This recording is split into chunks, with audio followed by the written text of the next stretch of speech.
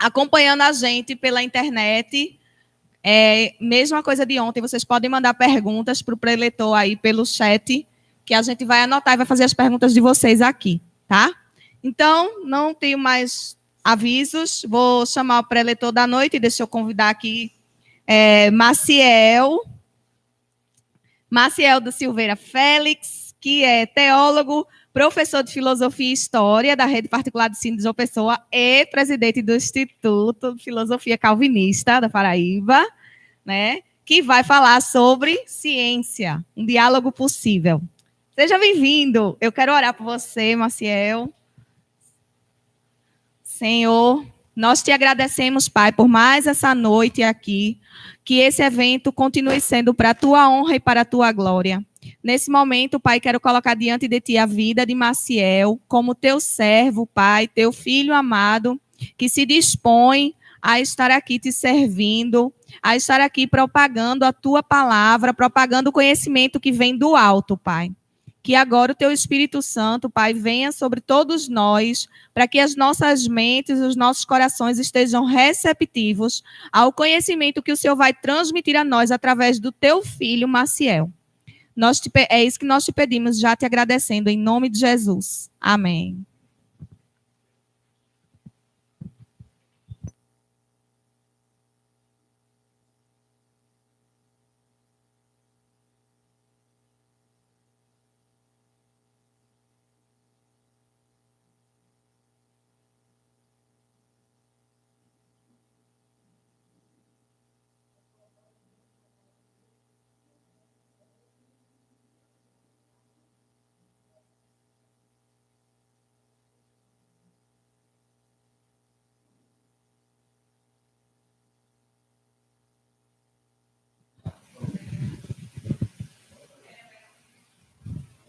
Quero dizer que é motivo de imensa alegria estar conhecendo mais uma parte da família do Senhor. Eu trago um abraço dos irmãos da Igreja Presbiteriana de Itambaí, do qual eu sou membro. Então, meus irmãos, sem mais delongas, né? Eu queria que a gente abrisse nossas Bíblias em Colossenses. A gente vai ler o capítulo 2, a partir do verso 3. Epístola de Paulo a Colossenses. Capítulo 2, a gente vai ler do verso 3 a 8.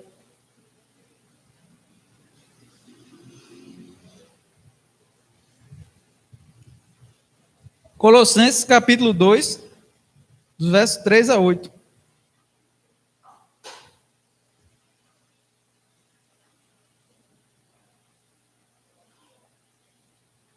Diz assim a palavra do Senhor: em quem estão ocultos todos os tesouros de sabedoria e do conhecimento. Digo isso a vocês para que nem ninguém os engane com argumentos falaciosos. Porque, embora ausente em pessoa, em espírito estou com vocês, alegrando-me e verificando a boa ordem de vocês e a firmeza da fé que tem em Cristo. Portanto, assim como vocês receberam Cristo Jesus, o Senhor, continue a viver nele, estando nele enraizados e edificados nele, confirmados na fé, como foi ensinado a vocês, crescendo em ação de graças. Tenham cuidado para que ninguém venha enredá-los com sua filosofia e vã sutileza, conforme a tradição dos homens, conforme os rudimentos do mundo e não segundo Cristo. Então, meus irmãos, por que eu li esse texto, né? Propositalmente eu comecei por ele, para a gente enfatizar duas coisas aqui, né? Primeiro, que no verso 3, Paulo diz que todo o tesouro de sabedoria e conhecimento está oculto em Cristo. Então, por que a gente deve falar de ciência? Por que a gente deve falar de conhecimento? Porque todo conhecimento pertence ao Senhor. Deus é a fonte de toda sabedoria e conhecimento. Então, se existe alguma verdade, essa verdade procede de Deus. Calvino, inclusive, vai colocar isso nos institutos. Então, não tem como você fugir. Se alguma coisa é verdadeira, essa verdade é uma verdade que procede de Deus. Ou como Abraham Kuyper diz, naquela sua frase muito famosa, né? Não existe centímetro quadrado do mundo que o Senhor não possa dizer que é dele. Então, tudo pertence ao Senhor, inclusive a sabedoria e o conhecimento. Então, todo conhecimento e sabedoria que se levanta contra Cristo, todo rudimento do mundo, seja a vã tradição do mundo, ele está levando o quê? O ser humano para o erro, levando o ser humano para a destruição, né? Então, a gente vai tratar hoje de um tema muito emblemático, né? Que é a relação de ciências versus religião. Porque volta e meia esse tema vem à tona. Desde os conhecidos debates de criação e evolução, né? Para saber sobre qual é a origem da humanidade, se é o criacionismo, se é o evolucionismo, desde até coisas do dia a dia, né? Recentemente, com a pandemia, também a gente viu esse debate voltando à tona, né? Por quê? Porque a maior parte das medidas que a gente viu foi tomada em nome da ciência. Até as medidas mais contraditórias, esdrúxulas e malucas possível, né? Como, por exemplo, a gente vê algumas medidas assim, né? Acho que vocês devem ter analisado no comércio, né? Primeiro, restringir o horário do comércio, dizendo que era para não ter aglomeração no comércio, para que você protegesse as pessoas. Aí, quando teve a eleição, eles fizeram o contrário. Aumentaram o horário do processo eleitoral para também não expandir a contaminação, né? Fora outras coisas que eu até estava batendo, mais relacionadas à liberdade religiosa. Por exemplo, permitiram que a gente se reunisse de segunda a sábado e não permitiu que isso acontecesse no dia do Senhor. Teve até uma cidade, agora não vou me recordar, não sei se foi em Natal, um irmão estava me contando no WhatsApp, que lá não podia se reunir dia nenhum, só podia no sábado. Aí eles começaram até a brincar que o prefeito de lá devia ser adventista, porque você não podia se reunir e cultuar dia nenhum, só no sábado. Então você vê, há várias, inclusive, vários ataques à liberdade religiosa, liberdade de culto foram feitos nesse período, porque a gente foi impedido de cultuar a Deus, foi impedido de estar cultuando a Deus. Eu não vou entrar nesse mérito, até porque o foco hoje não é política, né? Mas só para mostrar a vocês que a decisão que foi tomada em relação a como deveria ser levada a pandemia, foi uma decisão, não é puramente científica, é baseada em valores e princípios. Por quê? Porque você não tem como, a ciência não tem como dizer para você se você deve fechar tudo ou não. Se você vai ter que decidir isso com base em outros princípios. Então é disso que a gente vai falar hoje, né? Muitas vezes você vai ver gente arrogando para si autoridade de ciência para coisas que não tem nada de científico. Os maiores regimes autoritários do século XX arrogavam para si o nome da ciência. O nazismo, o fascismo, o socialismo, todos eles se falavam em nome da ciência, da sabedoria, e nisso eles estavam o quê? Torturando as pessoas. Por exemplo, o racismo do século XX, boa parte dele foi fundamentado na ideia do darwinismo social. Qual era a ideia do darwinismo social? Vamos lembrar lá qual era a ideia de Darwin. Darwin dizia que na sociedade sobrevivia a espécie mais apta, a espécie mais forte. Eles pegaram esse mesmo princípio e aplicam à sociedade. Então, na perspectiva deles, quem era o mais forte? Quem eram as pessoas mais aptas, mais evoluídas? Era o europeu, o homem branco, o europeu. Então, ele deveria sobrepujar as outras nações. Daí você vai ter coisas no regime nazista como uma série de experimentos com pessoas que eram judeus, com negros, com essa justificativa. Tem até um caso muito famoso também de Otto Benga, que foi um negro que ele foi exposto no zoológico como se fosse um animal. Por quê? Porque achavam que, como ele fazia parte de uma tribo africana muito primitiva, ele não era um ser humano. E com base em quê? Com base no darwinismo. Mas é interessante que, no geral, a gente não ouve isso. Eu, quando comecei a estudar a história da ciência, eu fiquei surpreso, né? Porque, no geral, na escola, muitas vezes eu vi que a culpa do racismo era da religião. Só que você vai ver, no século XX, o que predominou como culpa do racismo e como base do racismo foram teorias desse naipe.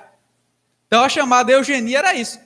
Era que as raças superiores agora não seriam mais refém do processo de evolução. Agora eles controlariam o processo evolutivo. E eles que ditariam como seriam as coisas, né? Então, a gente vai falar um pouco sobre o conflito de ciência e religião, né? Obviamente, eu não vou poder abordar todas as teorias, todas as possibilidades de ciência e religião. Eu vou abordar o que é chamado de indutivismo, ou também de outro modo de cientificismo, seja ele forte ou fraco. O que são essas ideias? O cientificismo é a ideia que a ciência pode explicar tudo, que todas as áreas do conhecimento, todas as questões podem ser explicadas pela ciência. Então, ela tem sua versão forte, que é essa ideia de que a ciência explica tudo, e o que ela não explicou hoje vai explicar amanhã, que é definido, por exemplo, por Augusto Comte, e tem a sua versão mais fraca, que é a ideia de quê? Beleza, a ciência não explica tudo, mas ela é a principal fonte de conhecimento do ser humano. Então, se a gente quer julgar uma área do conhecimento, a gente tem que julgar pela ciência. Mas, na prática, onde é que eu vejo isso? Você vê muita gente, às vezes, que se desvia da igreja porque começa a adotar essa mentalidade. Ele começa a dizer, não, certa ideia da Bíblia não vai de encontro a tal teoria biológica, ou certa ideia bíblica de como funciona o ser humano, de como deve ser o aconselhamento, vai de encontro a tal teoria psicológica. Então, ele começa a utilizar essa teoria como padrão, como parâmetro para interpretar o que a Bíblia diz, e não o inverso. A gente vai ver várias vezes essa inversão, né? Então, muitas vezes, o processo de desconversão se dá aí. A pessoa passa a adotar uma visão de mundo secular, o que a gente chama de cosmovisão, passa a adotar ideias não cristãs, e por isso que ela começa a se afastar do seio da igreja. Então, o primeiro passo é começar a pensar como não cristão, ela forma essa mentalidade, depois se afastar é a consequência. Pode passar, minha irmã, o slide, por favor, para eu mostrar para vocês um exemplo, né? Então, esse exemplo eu gosto muito porque retrata a mentalidade típica dos neoateus, né? Apesar dos neoateus hoje estar em baixa, né? Para a nossa alegria, mas na época da ateia tinha muita coisa do gênero, né? Porque percebam o contraste, né? Enquanto a religião, a gente está tudo igual, sempre, ó, lá desde do início da Idade Moderna, lá século XVII, até o século XXI, a gente está a mesma coisa, né? Percebam. É só um povo orando. Agora a ciência não. A ciência, aí sim, né? Você tem aqui as descobertas, você tem uma série de avanços tecnológicos para o ser humano, né? Então, é muito comum eles fazerem esse contraste, né? Até antigamente, eu lembro que tinha algumas imagens da Terra que era assim, né? Uma pessoa está doente, o religioso orou pela essa pessoa. O que aconteceu? Nada. Agora o cientista, o médico, fez um experimento, deu um remédio às pessoas, agora ela está curada. Então, tá vendo? Como a religião não serve de nada e como a ciência é a salvadora da pátria, né? Então, é nos colocado, é no inoculado da nossa mente que há um antagonismo entre ciência e religião. Isso, muitas vezes, é repetido até pelos alunos, né? Eu sou professor do ensino médio fundamental, como Juliana falou, e eu vejo isso nos meus alunos. Muitas vezes os alunos dizem, não, professor, mas isso aí não é do âmbito da ciência, não. Mas a gente sabe que a ciência vai contrário à fé. Ou pessoas que acham que se você é professor de filosofia, como, por exemplo, no meu caso, eu tenho que ser ateu. No primeiro dia de aula, quando eu comecei a dar aula, uma das primeiras coisas que eu tive que desmistificar é isso. Mas, professor, mas não é verdade que todo filósofo é ateu? Não, eu disse, não. A maioria não era, não. Mas por que essa mentalidade? É fruto de propaganda. A gente vê isso sendo repetido em filmes, novelas, séries, livros didáticos, muitas vezes até pelos nossos professores no ensino médio. Então, essa mentalidade, esse imaginário, se colocou na mente do ser humano. E até o que o Eduardo Fisch fala, né, que ele chama de poluição cultural. É justamente essa mentalidade, que a ciência e a fé são antagônicas. Então, foi uma poluição cultural que a gente vive. Pode passar, minha irmã, para o próximo. Então, como introdução, eu queria levantar as seguintes questões, né? Mas será que é verdade mesmo que a ciência torna desnecessária a crença em Deus? Ou que, em alguma medida, a ciência descredibilizou a Bíblia, negou a Bíblia, refutou a Bíblia? Será que isso é verdade? Será que a Bíblia hoje é apenas uma crendice, dada a nossa tecnologia, o ambiente que a gente vive? Eu lembro até que uma vez um professor de física disse a mim assim, né? Mas, Marcel, como é que tu acredita que um livro de 2000 anos atrás tem alguma coisa a dizer a gente hoje? A gente que vive com tanta tecnologia, uma sociedade tão diferente, tão moderna. Aí eu perguntei a ele o seguinte, professor, as pessoas hoje mentem? Eles mentem. As pessoas roubam hoje? Roubam. Eu concordo com o senhor que, em termos de ferramentas, o ser humano tem muitas ferramentas tecnológicas, muito mais do que hoje. Mas se você analisar em termos de natureza, o ser humano continua exatamente idêntico ao que era naquela época. Por isso que a Bíblia é tão atual naquela época quanto é hoje. Então, muita gente esquece desses detalhes, né? Pode passar, minha irmã, para o próximo. Então, a gente vai começar agora trabalhando com o indutivismo, né? Deixa eu só abrir aqui o slide para ler para vocês a definição que o Craig dá, que eu achei sensacional do termo. Então, o indutivismo é a visão que ela predomina na nossa época, né? As pessoas, geralmente, quando falam em ciência, elas pensam nisso, né? Apesar de, no ramo da filosofia e da ciência, ter muito poucas pessoas que defendem essa visão hoje, ela continua no senso comum.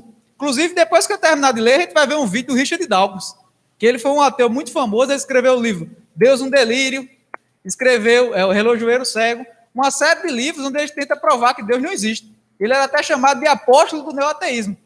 Ou seja, ele vivia, a vida dele era pregar que Deus não existia. Ele ia em rádio, televisão.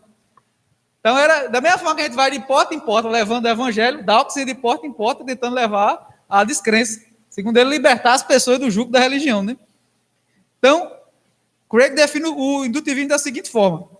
O indutivismo, conforme veio a ser entendido em meados do século XX, é uma concepção do método científico, no qual os cientistas iniciam o processo do conhecimento com observações imparciais dos fatos, por meio dos quais vão progressivamente agregando mais e mais fatos. Eles então generalizam os fatos através de indução enumerativa, combinam essas generalizações noutra, cada vez mais amplas, e agregam mais fatos, e, por fim, atingem nível de lei científica, cujo conteúdo são apenas os fatos, de forma geral. Então, uma coisa que eu quero enfatizar para vocês é essa parte, né, que é a mentalidade de que o cientista é uma pessoa neutra. Ele não tem crença religiosa, ele não tem valores, ele é só um cara lá que está agregando os fatos. Ele analisa a realidade objetivamente, sem nenhum tipo de interferência. Uma coisa que eu achei interessante, enquanto eu estava estudando a Revolução Sexual, é que justamente como é que o pessoal conseguiu vender a Revolução Sexual para a sociedade.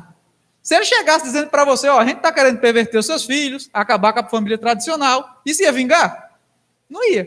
Mas se eu chegasse dizendo que eu sou um psicólogo, que eu quero ensinar a você um método revolucionário para criar seus filhos, de forma que eles sejam mais saudáveis do que normalmente é, você não vai aceitar? Você diz, opa, peraí, esse cara... Ou eu tenho um conselho para a sua família, para o seu casamento, uma forma diferente, que vai ajudar você.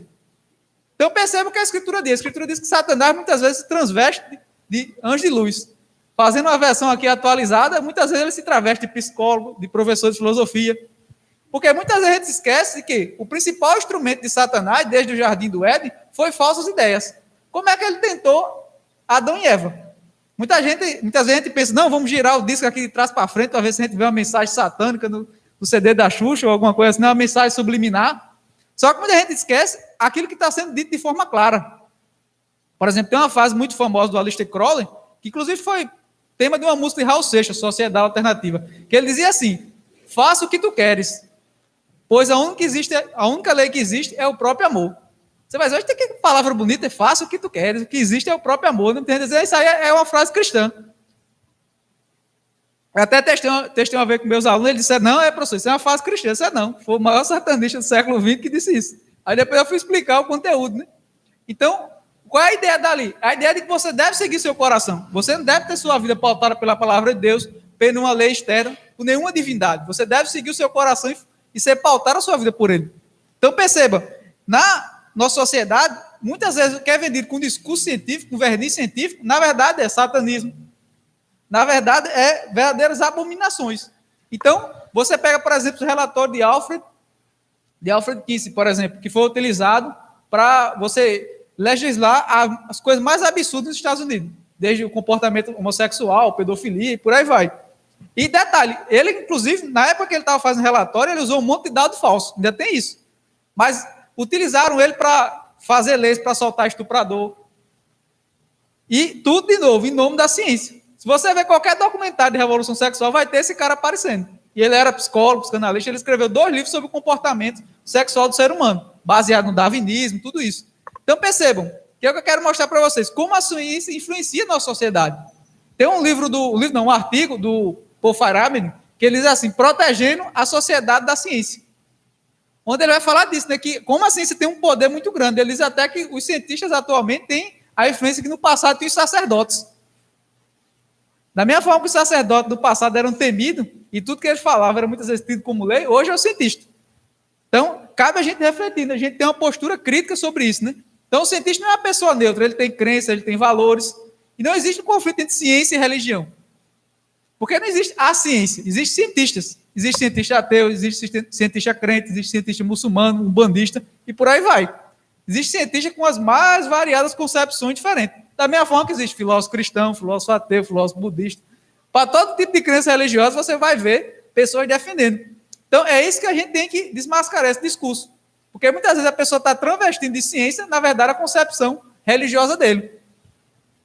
Vai transvestir de científico com a concepção dele. Eu lembro até com um caso que, a última vez que eu dei essa palestra, foi inclusive na Igreja Presbiteriana também, de uma pessoa. Depois que terminou, a gente estava conversando com um jovem lá da Igreja Presbiteriana, e uma moça que é da área de literatura contou para a gente uma experiência interessante, né? Ela contou que quando ela estava lá no congresso, uma jovem começou a fazer uma análise da literatura e começou a fazer correlações com o bandismo. Inclusive até disse que estava incorporando entidade durante a apresentação. Ela foi expulsa por causa disso? Não. Ela foi criticada por causa disso? Não. Agora imagine se você, no meio lá da apresentação de literatura, começa a fazer uma oração, ou começa a fazer uma pregação, ou começa a falar em línguas. Diga aí, William, o que é que o pessoal ia fazer lá?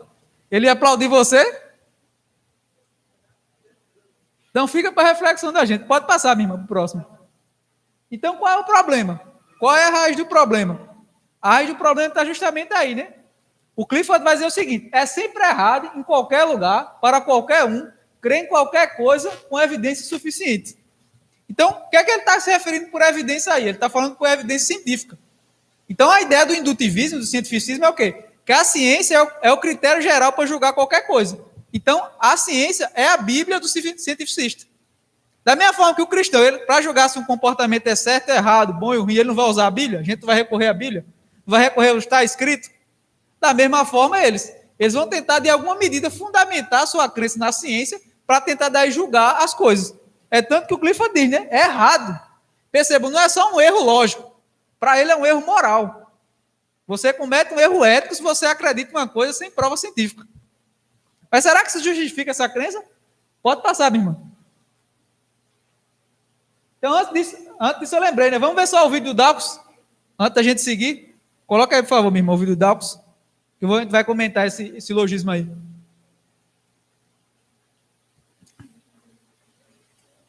Pode colocar lá o vídeo do Dawkins, que a gente depois vai comentar o silogismo lá.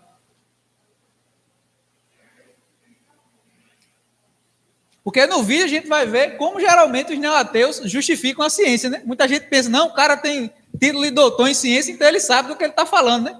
Ele tem uma justificativa plausível para a ciência, né? Então, Richard Dawkins foi aquele cara que eu falei para vocês, né? Ele é doutor em biologia, escreveu várias obras defendendo o ateísmo. Então, vamos ver como é que Richard Dawkins justifica a crença dele na ciência, né? Pode soltar, meu irmão, o vídeo. Okay, so the questions about the nature of scientific evidence. You both said, and I think most people here would agree with you, that we're justified in holding belief if there's evidence for it or if there are logical arguments we can find that support it. But it seems like this in itself is a belief which would require some form of evidence. And so if so, I'm wondering what you think would count as evidence in favour of that, and if not, how do we justify choosing that heuristic without appealing to the same standard that we're trying to justify? So how do we justify, as it were, faith that science will give us the truth? Is that the place? How do you justify scientific method? Yes. Basically, what he said. It works. It works. Planes fly, cars drive, computers compute. It's an inductive argument. If you base medicine on science, you cure people. If you base the design of planes on science, they fly. If you base the design of rockets on science, they reach the moon. It works, bitches. Ele já soltou essa pérola no final. Pronto, pode voltar lá no slide, meu irmão, que a gente vai analisar agora a genialidade de Richard Dawkins. Né? A gente vai ver. Percebam, qual foi a pergunta, né? A pergunta era, Richard Dawkins, como é que você sabe que a ciência nos dá conhecimento verdadeiro? Baseado em que você tem fé na ciência? Como a ciência sendo fonte de conhecimento verdadeiro. Como é que você justifica a sua crença na ciência, né? Pode passar, minha irmã, para o próximo. A resposta dele é que a ciência funciona. Eles, computadores computam, aviões voam. Então, só que a gente pode pensar o seguinte, né? Tá aqui o raciocínio dele, né, silogismo. Se X funciona, então ela é verdadeira. A ciência funciona, logo a ciência é verdadeira. Pode passar para o próximo. Só que a gente pode fazer o seguinte silogismo, né? Se X funciona, no caso, a ciência funciona, né? Então ela é verdadeira. Uma mentira funciona, logo uma mentira é verdadeira. Faz sentido esse raciocínio? Por quê? Se a gente parar para analisar, acho que vocês podem fazer uma análise da própria vida pessoal de vocês. Acho que todo mundo aqui já contou uma mentira que funcionou, né? Por exemplo, eu vou confessar um pecado meu. Na época da juventude, algumas vezes eu deixava de ir para a escola para jogar videogame. Mas eu dizia à minha mãe que eu estava indo para a escola. E funcionava. Ela nunca descobriu. Eu lembro até uma vez que eu fui suspenso da escola, porque eu tinha brigado, e a diretora queria que eu chamasse a minha mãe. Aí eu fui para o videogame e fiquei, gazetei acho que uns 3 dias. Funcionou. Mas era verdadeiro? Não. Então, perceba, há uma diferença clara entre uma coisa ser verdadeira e uma coisa funcionar. Uma mentira também funciona, mas ela não é verdadeira. Então, perceba, no final das contas, se o que Richard Dawkins disse não tem fundamento, então o que é que a gente pode concluir daí? Que o ateísmo não tem forma de justificar a ciência. Ou, no mínimo, Richard Dawkins não tem nenhuma ideia de como você faz isso. Então, ele acredita cegamente na ciência. Ele tem uma fé cega no método científico.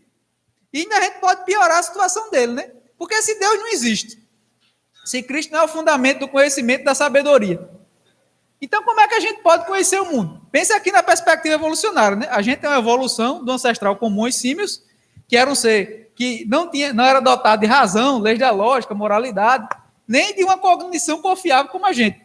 Então como é que a gente pode confiar no mundo? Como é que eu não sei se, por exemplo, as coisas são hoje de um jeito, amanhã são de outro? Como é que eu sei que existe um negócio chamado lei da natureza? Porque, por exemplo, a gente fala de lei da Constituição brasileira porque existe uma Constituição, correto? E a Constituição foi feita por uma mente inteligente, correto? Se eu disser para vocês, não, de repente um dia eu estava andando lá com o Pedro e aí surgiu uma Constituição do nada. Vocês vão dizer o quê?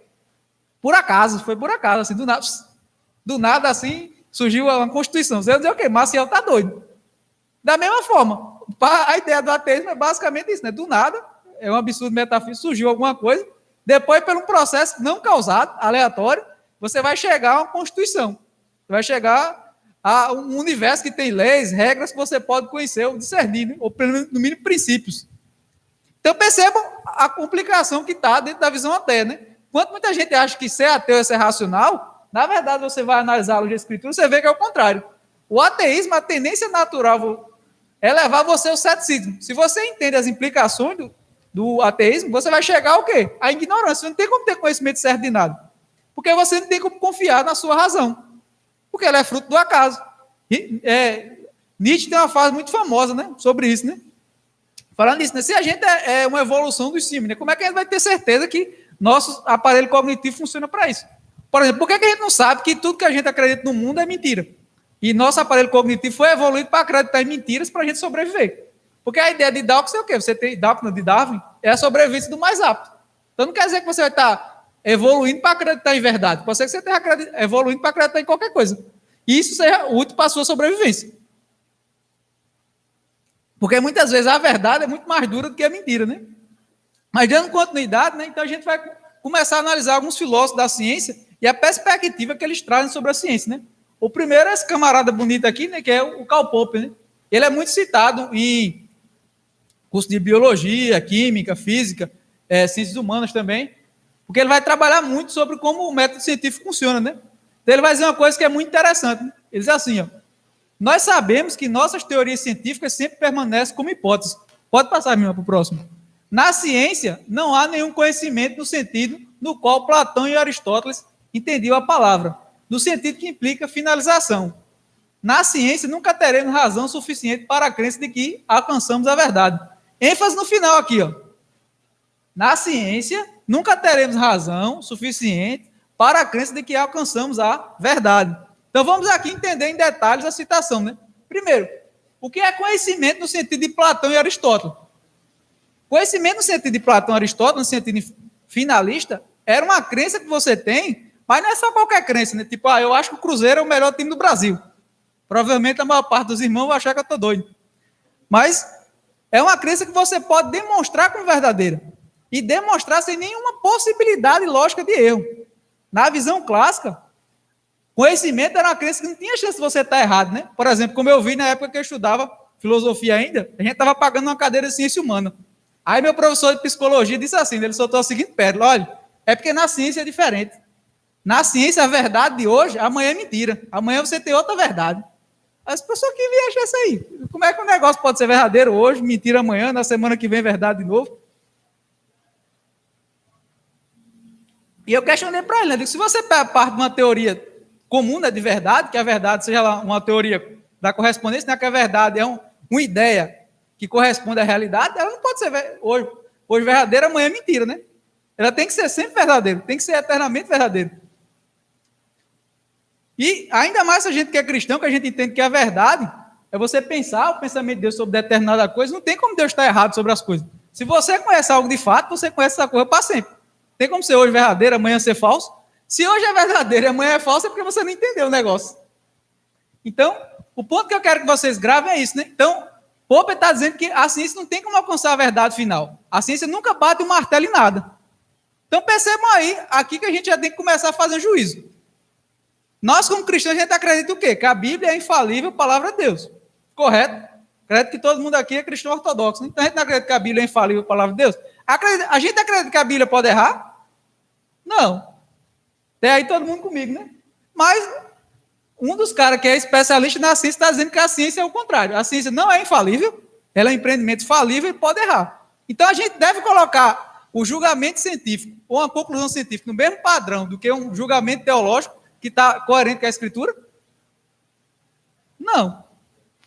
Pensemos aqui, fazemos uma breve aplicação no debate criação e evolução. Vamos pensar no concreto, para ficar mais claro.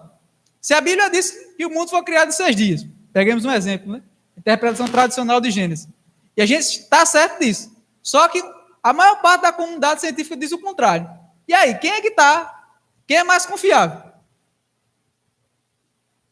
Quem deve dar a palavra final, quando duas teorias divergem assim? Outro exemplo, no campo da psicologia.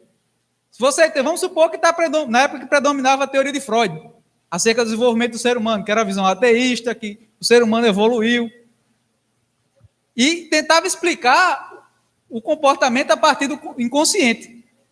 Então, e aí? Quem é que deve ter a palavra final? A Bíblia ou a teoria de Freud? A noção bíblica de coração ou a noção de Freud de coração? Quem deve dizer, no final das contas? Quando as duas entram em choque, quem é que você deve seguir? Pode passar, Mima, para o próximo.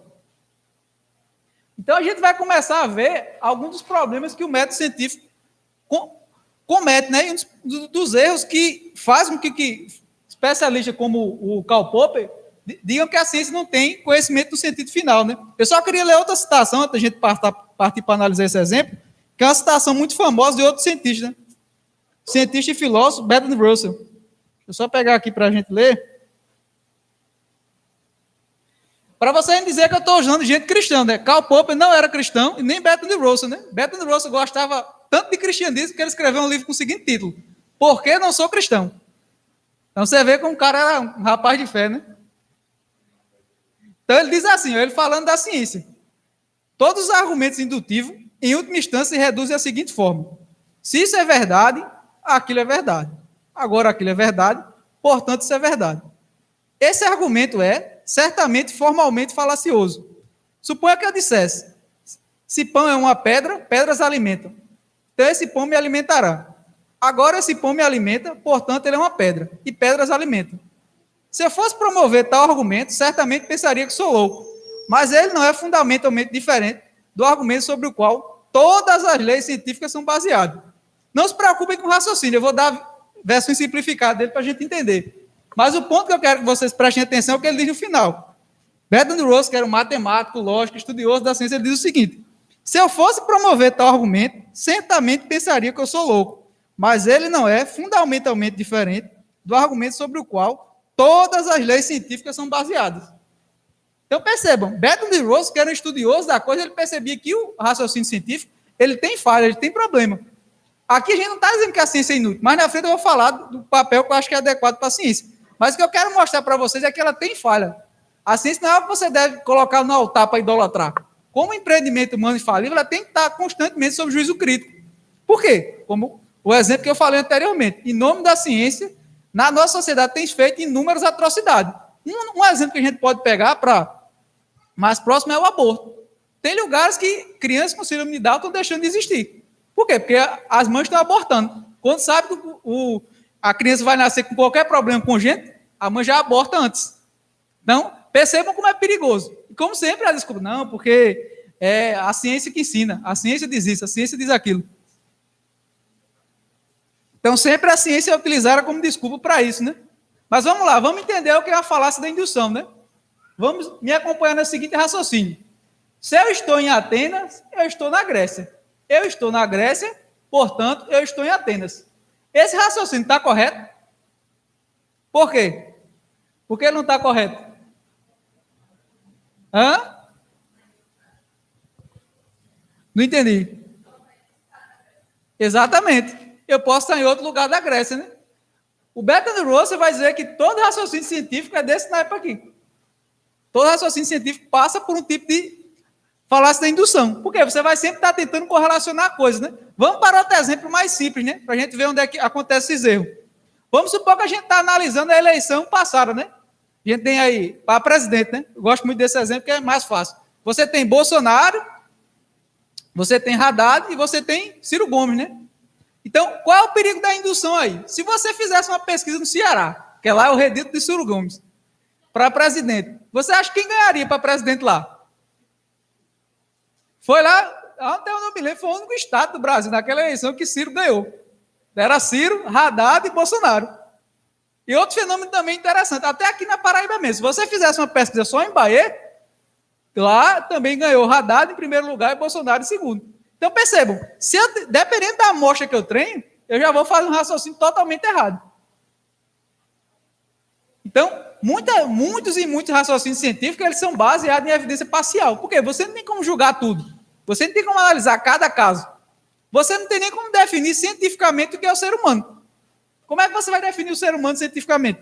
Não tem como. Por isso que a discussão de aborto, você dizer que a discussão do aborto deve ser pautada na ciência, é uma maluquice. Porque a definição de ser humano, ela tem que ser filosófica. Seja baseada no cristianismo, seja baseada em qualquer visão que a pessoa tenha. Porque a ciência não tem como dizer o que é um ser humano ou não. Por quê? Porque para que a ciência dissesse o que é um ser humano, ela teria que estudar todos os seres humanos que já existiram no passado, no presente e os que ainda vão nascer. Tem como fazer esse empreendimento? Não tem como. Então, toda concepção que você ouvir falar de ser humano, ela é uma concepção filosófica. Não importa de quem for. Tá? Ela tem que ser discutida como tal. Não tem como você fazer uma demonstração científica do que é o ser humano. Pode passar, minha irmã. O mesmo vale para diretivas éticas, né? A ciência não tem como julgar aquilo que é certo e errado. Eu gosto muito do exemplo que o Clark dele diz o seguinte: a ciência nos permite criar computadores melhores, armas cada vez mais evoluídas, até mesmo a bomba atômica, né? Mas a ciência tem como dizer a gente quando usar, como usar, se a gente deve usar ou não, ou fazendo uma aplicação nossa, né? A ciência tem como dizer a partir de quantos casos eu devo implementar um lockdown? Não tem como. Por exemplo, teve lugares que nem fechou na pandemia. A Suécia, por exemplo, não quis. Teve outro lugar que fechou, como por exemplo aqui na Paraíba, com um caso. Mas isso foi uma decisão científica? Aqui não estou entrando nem no mérito se você concorda ou não com as medidas de isolamento. Mas para você entender, a decisão não era científica, era uma decisão ética. Porque tem várias situações na vida humana que a gente permite a morte em grandes quantidades. Por exemplo, no trânsito. Você não proíbe todo mundo de dirigir, porque acontece morte no trânsito. Então, a própria vivência humana ela implica uma quantidade de risco. Agora, qual é a quantidade de morte que a gente deve permitir? Em que circunstâncias a gente deve permitir que nossas liberdades sejam retiradas para o bem comum? Isso aí são questões éticas, questões filosóficas. Não tem para onde você correr. Então, eu estou pegando esse exemplo só para vocês entenderem isso, né? Então, esses juízes não são científicos. Aquilo que venderam para a gente como científico, na verdade, não tinha nada de científico. Era pura filosofia, pura visão do cara que ele achava, não, eu acho que tem que ser assim, o outro, não, eu acho que tem que ser assado. Então, não tinha nada de ciência. Então, a gente tem que tomar muito cuidado. O mesmo vale para termos, né, como, por exemplo, negacionismo. O termo foi usado à torta e à direita. Só que quando você analisar a própria comunidade científica, não havia consenso.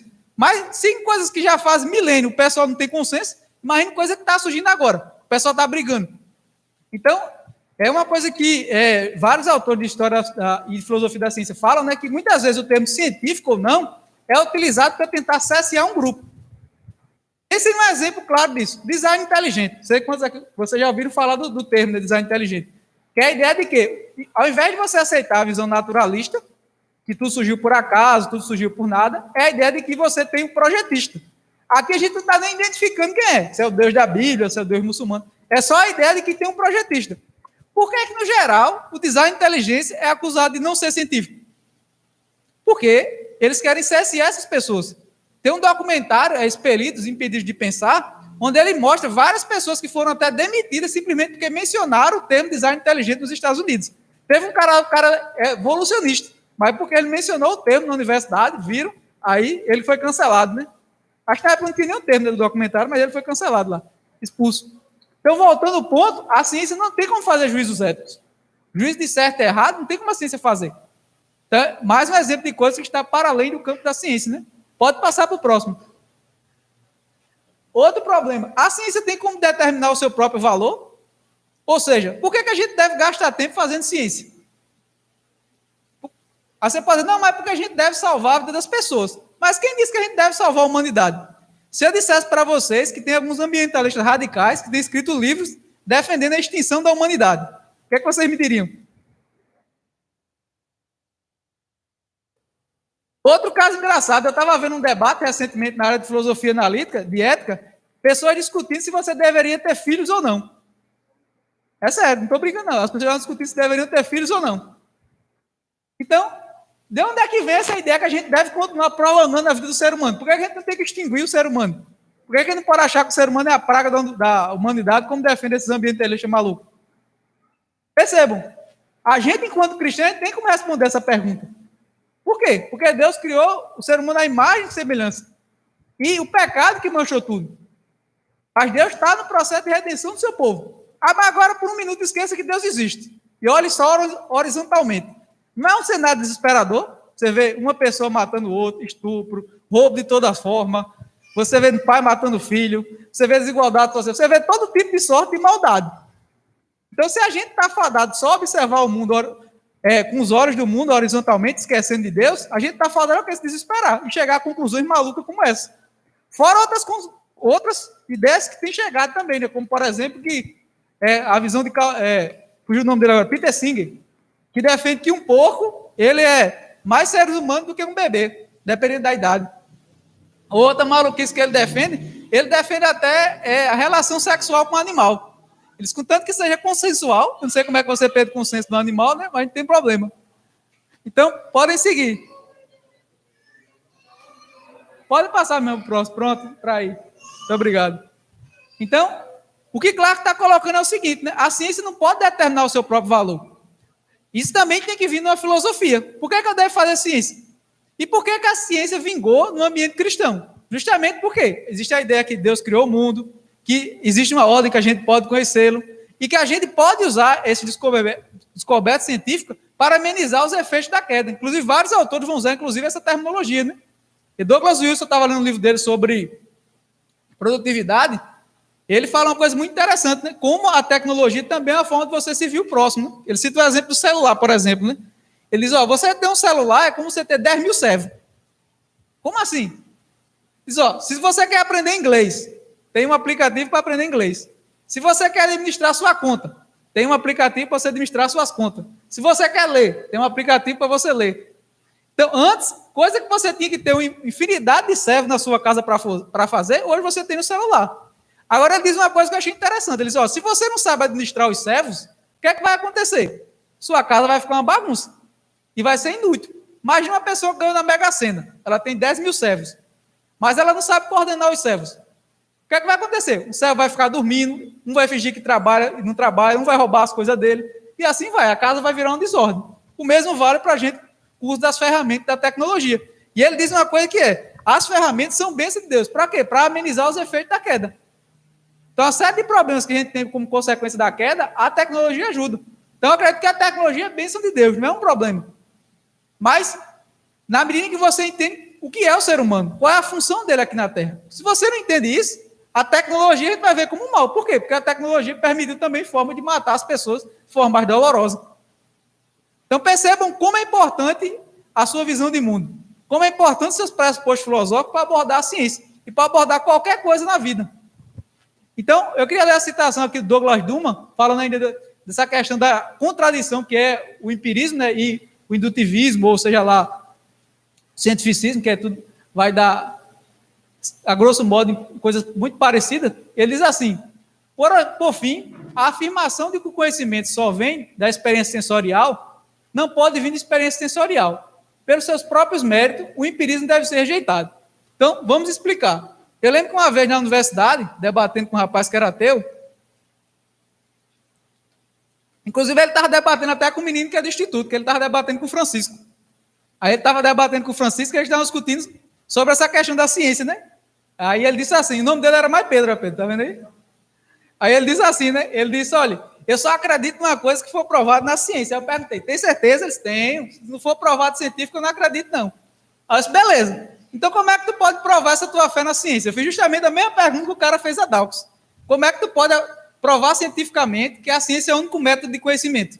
Aí ele parou assim, ele deu uma travada e disse, eita, é mesmo, né? Não sei não. Eu vou estudar e depois eu te digo. Até hoje eu estou esperando a resposta de Pedro. Pode seguir, minha irmã. Então, já caminhando para o nosso fim, a gente vai ver um pouco do operacionalismo, né? Que é a teoria levantada por Clarke, para tentar explicar como a gente deve encarar a ciência, né? Como eu disse a vocês, existe uma série de propostas feitas por cristãos para abordar a relação entre fé e ciência. Hoje eu não quero fechar o debate, hoje eu quero só abrir e falar de uma proposta que eu acho a mais coerente, né? Então, qual é a ideia do operacionalismo? Clarke vai dizer o seguinte, o operacionalismo identifica o propósito da ciência não como uma descrição, mas como manipulação.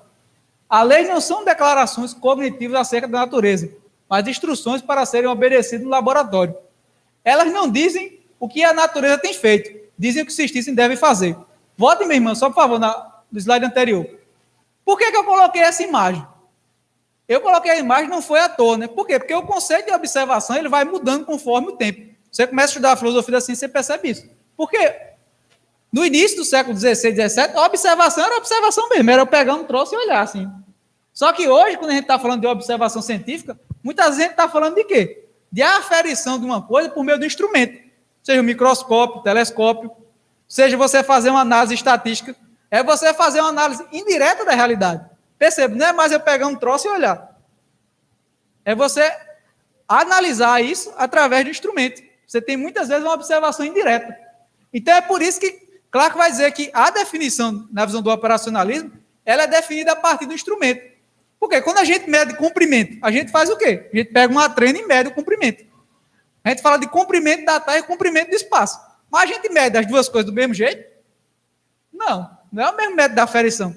Então, apesar de a gente usar muitas vezes a mesma palavra, a gente está falando de coisas completamente diferentes. Então, ele vai dizer que as definições da ciência vão estar ligadas ao instrumento que você utiliza para chegar lá. E outra coisa que Clarke acrescenta é que a ciência não vai dizer a você a verdade final sobre o mundo. Apesar da ciência ser um ótimo instrumento para dominar a natureza, para nos dar a ferramenta, o intuito dela não é dar a palavra final sobre o mundo. Por quê? Pelo aquilo que a gente falou já lá no início. A ciência não é, ela não é um empreendimento falível do ser humano. Então, como bem disse Karl Popper, ela nunca vai dar a palavra final sobre a origem do mundo, sobre como as coisas começaram, como as coisas devem ser. E ela também não é o único método de conhecimento. Ela é um dos métodos. E um método que é submetido à teologia. Por quê? Porque só a teologia vai justificar o porquê a gente deve fazer ciência, para que a gente deve fazer ciência. Então, a ciência, de forma geral, ela vai estar fundamentada numa filosofia, que era justamente o conceito clássico de ciência. Se você volta lá para o conceito clássico, você vai ver que o pessoal, os escolásticos, eles entendiam isso. Tanto que eles entendiam que a filosofia, principalmente do período medieval, e as demais ciências vão ser servos da teologia. Por causa disso, porque a teologia daria os princípios primeiros e os fundamentos das demais ciências. Então, essa é a ideia que o Clarke está resgatando, né? Você vai ter que ter essas ciências como sendo fundamentadas na Escritura. Então, não vendo elas como uma palavra final sobre nada. Então, percebam, como é que isso vai influenciar na prática? Então, no debate de criação e evolução, você não vai ficar assustado com o novo achado fóssil que o cara trouxe não sei de onde. Por quê? Porque você vai interpretar esse achado fóssil à luz da Escritura, que é a palavra final de Deus sobre o mundo. Então, fazemos uma aplicação prática disso, né? Ou seja, Deus é onisciente, Deus sabe de tudo, Ele é infalível. Mas a interpretação humana dos achados fósseis, não. Os seres humanos erram, e erram feio. Tem um caso muito famoso, que é o homem de Pitdale, né? Que pegaram dentro de um porco, aí na época é engraçado que fizeram o desenho dele, da família dele, das crianças, e depois descobriram que o dente do bicho não era do homem, do ancestral do ser humano. Na verdade, era um dente de um porco extinto. Fora outros cambalaches que fizeram na história da ciência, né? Que limaram a arcada dentária do ser humano. Na mesma coisa aconteceu com os dinossauros. O pessoal falsificou fóssil adoidado de dinossauro. Então, muita gente pensa que não, a comunidade científica lá só tem gente honesta, gente idônea, mas não. Da mesma forma que você vê cambalacho fora da academia, você vê cambalacho dentro da academia. Não acho que é só porque o cara botou um colete branco e se diz cientista que eles são pessoas honestas, não. Tem vários e vários livros só analisando os cambalaches intelectuais dos cientistas. Isso aconteceu muito, né? Pode passar para o próximo. Então, o operacionalismo é chamado de teoria antirrealista da ciência. Por que antirrealismo? Porque o realismo é a ideia de que a ciência ela é fonte de conhecimento verdadeiro. Seja uma verdade final ou, pelo menos, uma verdade aproximada, né? O operacionalismo nega qualquer uma das duas. Ele vai dizer que nem a verdade final, nem a verdade aproximada, né? No máximo, uma opinião. A ciência vai dar uma opinião embasada, mas não vai ter como dar uma verdade. Até porque, por que eu rejeito o conceito de verdade aproximada, nesse sentido aí? Porque você não tem como saber se aquilo que está sendo aproximadamente verdadeiro é falso. Por exemplo, se eu digo para vocês, eu esqueci o celular em cima da mesa. Só que, na verdade, ele não estava em cima, ele estava embaixo. A minha afirmação foi verdadeira ou falsa? Falsa. Mesmo que a verdade estivesse próxima, né? Estava embaixo do negócio, mas ela foi falsa. Por isso que eu nunca me pareceu plausível. Esse conceito de verdade aproximada, que geralmente é utilizado pelos realistas. Né? Você pode falar em termos de plausibilidade, etc., mas não tem como você dizer que isso é verdadeiro em algum sentido. Eu não vejo como você afirmar isso, né? Pode passar para o próximo. Então, voltando já para a questão de qual é o papel que a ciência deve ter. Então, meu objetivo aqui não foi dizer que a ciência não serve para nada, ou atacar o método científico como inútil. Não é esse o meu intuito. Mas dizer o quê? A ciência deve ter o seu lugar devido. Determinado o quê? Pela teologia e pela filosofia cristã. E não o contrário. A ciência não é que deve julgar a filosofia, que deve julgar a teologia. É o contrário. Ela tem seu lugar determinado. por essas duas. Por quê? Porque, como a gente falou logo no início, a Bíblia é a palavra de Deus infalível, então ela que vai julgar. Então, essa é a diferença que a gente deve ter. Outro exemplo que eu gosto muito de citar é o do filósofo cristão Vincent Schenck, né? Quando ele diz assim: imagina você um policial que ele acha que vai acabar com todos os crimes do bairro dele. Esse policial, ele tem uma perspectiva realista ou tem uma perspectiva utópica sobre o que ele vai conseguir com a profissão dele? Tem uma perspectiva utópica. Ele vai conseguir acabar com todo o crime? Não. É a mesma coisa. Se você vai fazer física e acha que vai provar matematicamente a existência de Deus, você tem uma visão e um objetivo utópico ou um objetivo real. Ou como eu já vi alguns crentes compartilhando, provaram matematicamente a existência de Deus. Agora eu vou dizer a vocês a prova matemática. É a mesma coisa. A pessoa tem uma visão utópica de qual é o papel da ciência. A ciência não tem que provar a existência de Deus. Ela nem lida com essa questão.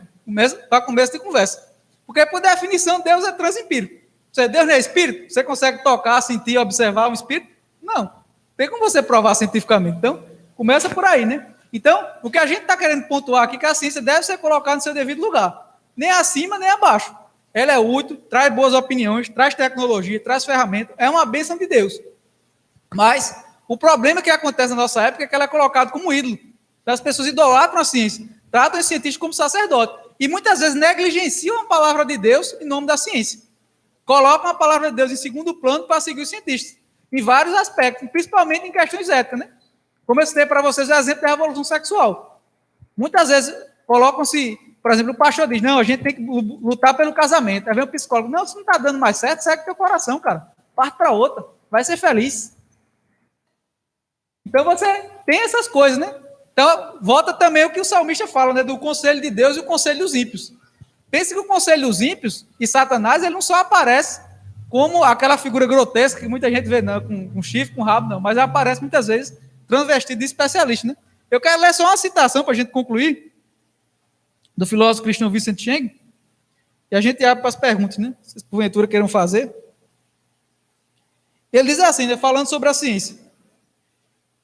A ciência merece tanto respeito na nossa sociedade que a maioria dos cristãos parece pensar que até mesmo Deus deve responder a ela para manter alguma credibilidade. Quando pregam a budistas, eles não argumentam que a fé cristã é apenas uma forma mais forte de budismo. Quando confrontam as seitas, nunca tentam retratar Cristo como o principal líder de seita, ou supremo satanista. Porém, quando se dirigem àqueles que confiam na ciência, são movidos por uma avidez degradante de oferecer a fé cristã como mais científica do que suas alternativas.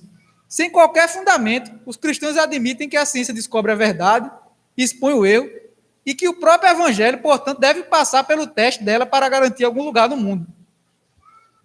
Isso é muito estranho, porque a Escritura nos diz que o homem espiritual julga todas as coisas, mas ele mesmo não é julgado por ninguém, e certamente não pelo homem natural. Aguardo que os cientistas pleiteiam comigo e me convençam de que suas conclusões são cristãs. A ciência não é Deus, a ciência não é a verdade, ela não é uma coisa em si mesma. Não é algum padrão eterno de verdade pelo qual todas as coisas são julgadas. O que ela é? A ciência são pessoas. Pessoas conjecturam, escolhem, cometem equívocos, fazem esquema de financiamento, revisam suas teorias, inventam explicações e entram no espiral do completo absurdo. Mas Jesus Cristo é a verdade. Ele é a racionalidade encarnada e não responde a ninguém. Né? Então eu termino dizendo isso. O espírito da teologia liberal foi justamente isso. Colocar a ciência, colocar a razão humana acima da Bíblia, julgar a Bíblia a partir disso. Então eles começaram a negar milagres, começaram a negar a ressurreição de Jesus, depois eles terminaram sem Bíblia e sem Cristo. E a gente tem que tomar cuidado para a gente não correr no mesmo erro, porque o padrão eterno que julga todas as coisas é a Escritura, é a palavra de Deus, e não o contrário, não a palavra do homem, não as conjecturas humanas. Não importa se ele se diz cientista, se ele diz filósofo, seja o que ele diga. A gente tem que sempre lembrar que o fundamento de nós como cristãos reformados e protestantes é o quê? Está escrito. Então, a palavra de Deus tem a palavra final, toda qualquer questão que elas pronunciem. Então, agradeço aos meus irmãos, passo a palavra aqui para a Juliana.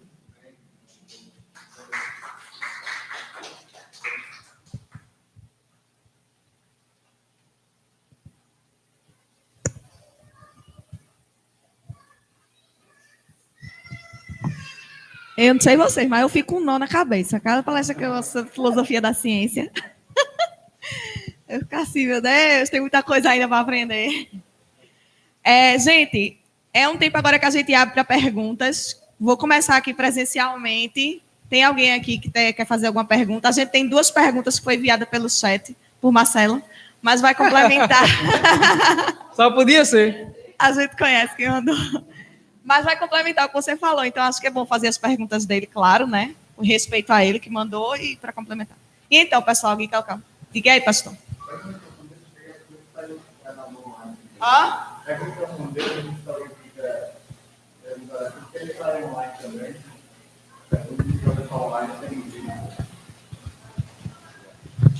O Marcel, como é que você analisa a situação? Você colocou agora no final que a ciência tem se colocado acima de Deus, né? E é o que a gente tem visto, inclusive, com a situação do coronavírus, né? Muitos cristãos morrendo de medo e acreditando mais na ciência do que na própria palavra de Deus.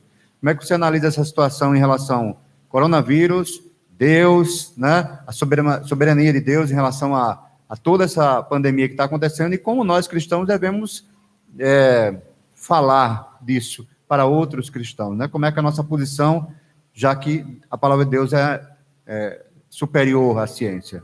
O pastor me colocou na fogueira aí, na trincheira de tiro. Mas eu direi minha opinião sem nenhum problema, pastor. Eu acho que teve uma série de erros aí na postura da gente enquanto cristão, até observando outros eventos históricos, né? Observando o que os cristãos fizeram em outros períodos, né? Por exemplo, em primeiro lugar, a primeira coisa que a gente tem que parar para analisar, né? Quem deve ser a autoridade final de dizer se a igreja deve estar aberta ou fechada? É o Estado ou a liderança da igreja? A primeira coisa que eu ia dizer é que o primeiro erro foi esse. A gente aceitou que o Estado dissesse que a gente deveria fechar ou abrir. Por que eu estou dizendo isso? Nós temos igrejas plurais. Por exemplo, nós temos igreja que é só de jovem, como também tem igreja que é predominantemente idosa. Então, quem deve julgar se aquela deve fechar ou abrir é aquelas pessoas. Porque não é igreja só de idosos, não. Se a igreja todo mundo é idoso. Então, beleza. Não vamos colocar dos riscos dos irmãos, a gente vai fechar. Agora, se era uma igreja só de jovem, se eles dizem, não, a gente quer enfrentar o risco. A gente quer continuar adorando. Por que eles não podem? Então, percebam, muitas vezes, durante essa crise do coronavírus, o pessoal aceitou sem questionar os pressupostos filosóficos, éticos, porque, como eu coloquei na fala, não foi nada científico. A decisão de você fechar ou abrir é uma discussão filosófica. Até que ponto a gente pode colocar a vida das outras pessoas em risco e sem sacrificar o bem comum. Então, quem é que deve vir primeiro nessa discussão? Então, o primeiro ponto que eu analisaria, pastor, é essa questão. Então, quem é que deveria ter preeminência? Eu acho que deve ter preeminência as autoridades da igreja. Quando o Estado ele arroga para si a autoridade de fechar ou abrir a igreja, ele está se arrogando a autoridade divina. Porque qual é o mandamento de Deus? O 4º mandamento estabelece o quê? Que a gente tem um dia de cultuar a Deus. Então, quando o Estado diz que a gente não pode, então o Estado se tornou Deus.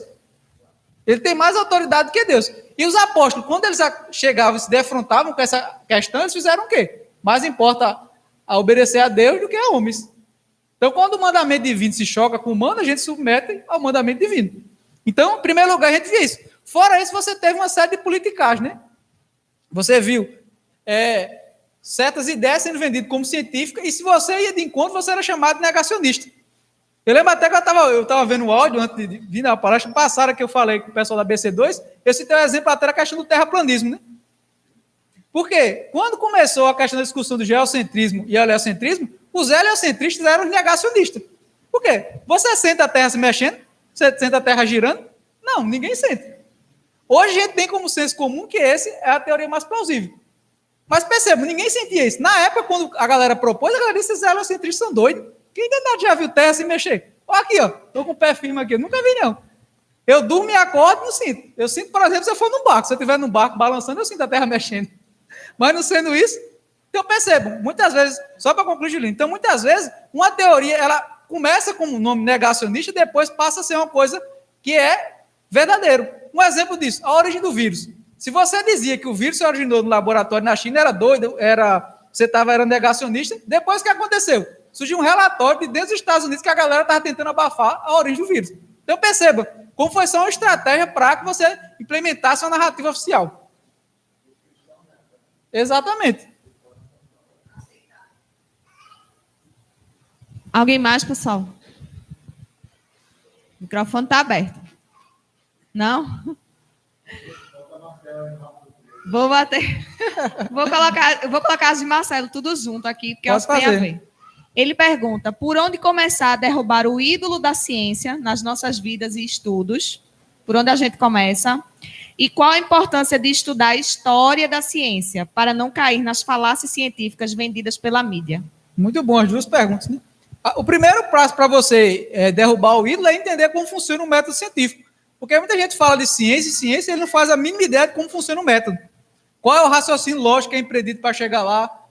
E, complementando já com a segunda pergunta de Marcelo, quando você estuda a história da ciência, você vai vendo a história dos debates, você vai tendo o quê? Você vai entendendo como funciona. Então, tanto você entender como funciona teoricamente o método e ver como foi aplicado pelas pessoas na história, ajuda você a colocar os pés no chão. Você vai dizer, opa, peraí, quer dizer que o povo briga tanto assim? Que eles discordam sobre quase tudo, inclusive sobre o que é a ciência. Se você quiser criar uma briga de cientistas, pergunta a eles o que é a ciência. O que é o método científico. Existe infinidade de definições de métodos e etc. É que nem você quiser pegar uma briga com os filósofos num grupo, você pergunta a eles o que é filosofia, né? Peça uma definição. Aí você começa uma briga. Mas por quê? Mas, perceba, eu sempre gosto de enfatizar isso para meus alunos. É interessante que, para o público, não é vendido o conflito, já é vendida a conclusão. Você já pega um negócio mastigadinho, tudo pronto. Então, a parte do conflito é ocultada. Você pega, por exemplo, psicologia, né? Eu estava vendo uma palestra do Dr. J. Adams, acho que ele faleceu, se minha memória não falha, né? Mas ele falando que, na época que ele estava catalogando as teorias psicológicas, existiam mais de 200 teorias psicológicas sobre o comportamento humano. Não era uma, nem duas, nem três, era 200. Ele cita um exemplo de um caso que foram fazer uma pesquisa com algumas pessoas para pegar o diagnóstico. Pegaram uma pessoa, ela dizia tudo verdadeiro, só uma mentira. Ela dizia que teve um delírio. Aí pediram 10 diagnósticos diferentes. Chegou a 10 diagnósticos. Todos 10 foram diferentes e todos 10 deram errado. Nenhum conseguiu entender de fato o que a pessoa estava acontecendo. E fora outros casos, né? Teve congresso lá de psicologia e psicanálise que foi quebra-pau, lá nos Estados Unidos, na Alemanha, ele cita um monte de casos. Então, de novo, o que é vendido para vocês como um pacote bonito de que é a palavra final da ciência, na verdade é só uma das mais teorias que a pessoa adota, que está na moda, alguma coisa do gênero. Né? Mais alguma pergunta, pessoal? E aí, mais alguém? Gente, pode isso. O lugar dele que tá disponível aqui por enquanto. Não?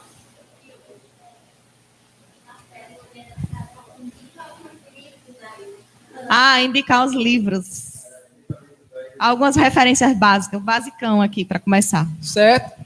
O de História da Ciência, da Nancy Pearce, acho que é a Alma da Ciência, né? O nome é esse mesmo. Alma da Ciência, da Nancy Pearce, é muito bom para você entender um pouco da história da ciência a partir de uma perspectiva cristã. Ela é cristã e ela faz uma abordagem muito interessante. Desde os primórdios até o período contemporâneo, né? A partir de uma perspectiva cristã. Eu acho que esse daí é imprescindível, né?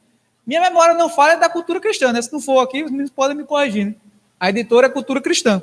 Outro também que eu gosto muito, inclusive eu citei, né, do Karl Popper, é Lógica da Ciência. Acho que o título é português está Lógica da Pesquisa Científica. Tem também dele Conjecturas e Refutações, que é muito bom. O do Bertrand Russell tem um artigo que é Ciência e Superstição. Tem outro do Feyerabend, que é Protegendo a Sociedade da Ciência, do Paul Feyerabend. Tem esse artigo, que é acho que 20 e poucas páginas, vocês leem rápido. E tem um que é o livro dele, Contra o Método. O que é engraçado do Feyerabend é que ele arrumou uma briga uma vez no congresso, porque ele disse, olha, ele também não é cristão, não é religioso, mas ele disse, olha, o evolucionismo ele tem tanto peso filosófico quanto o criacionismo.